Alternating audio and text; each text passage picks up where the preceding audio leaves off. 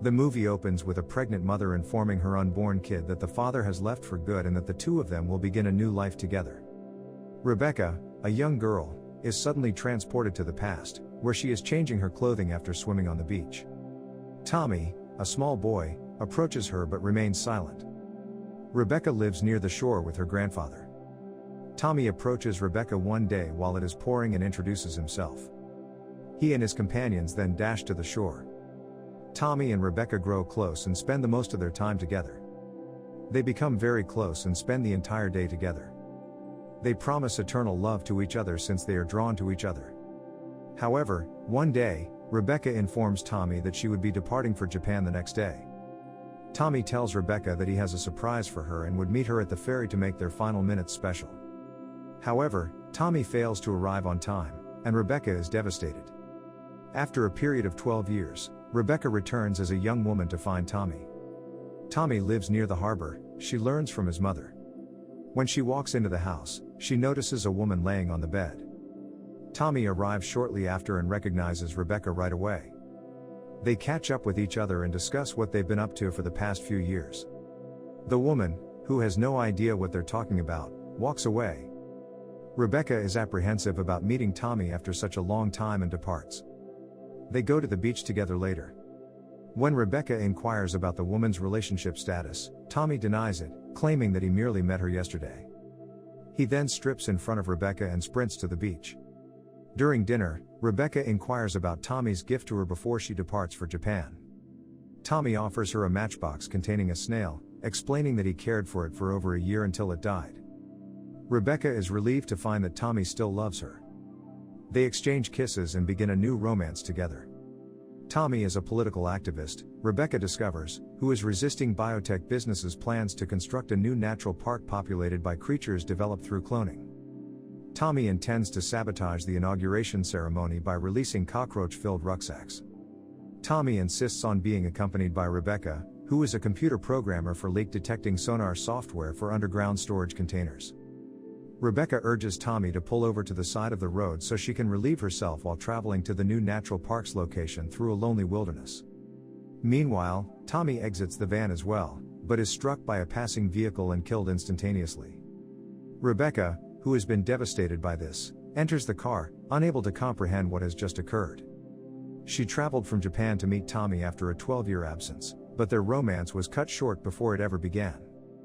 Rebecca and Tommy's parents are inconsolably sad. Following Tommy's funeral, Rebecca invites Tommy's parents to her home and informs them that Tommy can be cloned and brought back to life. She proposes that she get impregnated with Tommy's DNA. Tommy's mother, on the other hand, disagrees, claiming that she believes in the law of nature and will never agree to this. Tommy's father, on the other hand, agrees to provide Rebecca with Tommy's cell material. He informs her that she can live near the sea because Tommy enjoyed it, but that they will be departing soon in the hopes of moving on. He advises Rebecca to consider her options thoroughly before making a decision. Rebecca, on the other hand, is dead set on bringing Tommy back and is sticking to her plan. In her womb, she conceives Tommy's clone.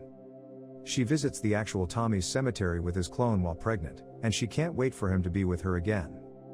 Tommy is born after she undergoes a C-section.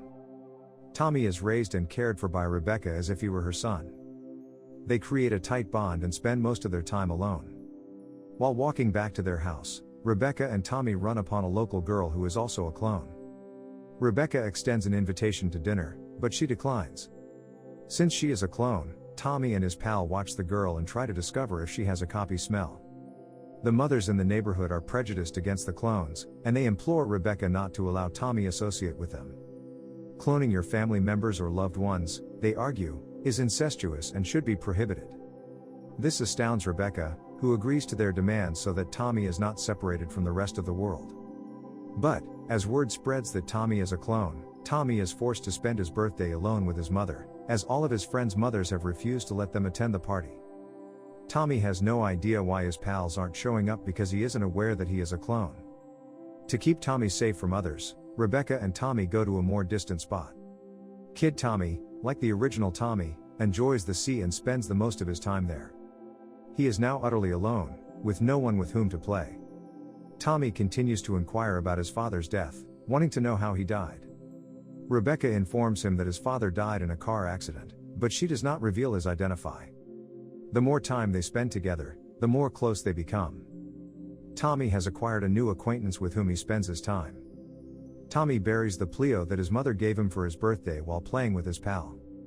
Rebecca learns about it and returns the Pleo, which is no longer functional. Time passes, and Tommy has reached the same age as his original when he died. He also has some of the original Tommy's personality traits and interests, such as his interest in biology.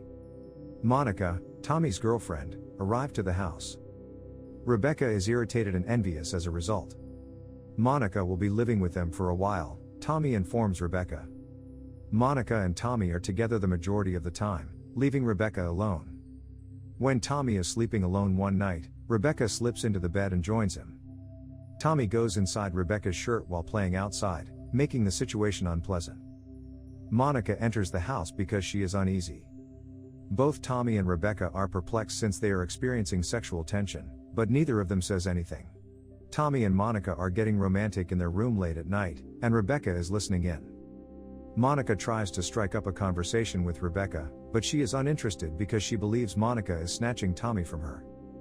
The original Tommy's mother arrives suddenly the next day and is taken aback when she sees Tommy.